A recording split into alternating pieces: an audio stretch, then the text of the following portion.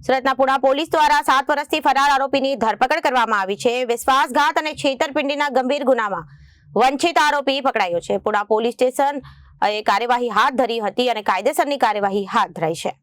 સુરતના પુણા પોલીસ દ્વારા 7 વર્ષથી ફરાર આરોપીની ધરપકડ કરવામાં આવી। વિશ્વાસઘાત અને છેતરપિંડીના ગંભીર ગુનામાં વંચિત આરોપી પકડાયો છે। પુણા પોલીસ સ્ટેશને કાયદેસરની કાર્યવાહી હાથ ધરી છે અને ફરિયાદી પાસેથી લેસ પટ્ટીનો 17,98,232 નો માલ ખરીદી નાણાં ન ચૂકવી નાસી ગયાનો આરોપ લગાવવામાં આવ્યો છે। સુરત પોલીસ કમિશનરે ખાસ police commissioner sector 1 DCP zone 1 અને એસીપી બી ડિવિઝનના માર્ગદર્શન હેઠળ ઓપરેશન પાર પાડવામાં આવ્યું અને પુણા પોલીસ સ્ટેશનના પીઆઈ વીએમ દેસાઈ અને પીએસઆઈ આરએચ મોરીના માર્ગદર્શન હેઠળ કાર્યવાહી કરવામાં આવી।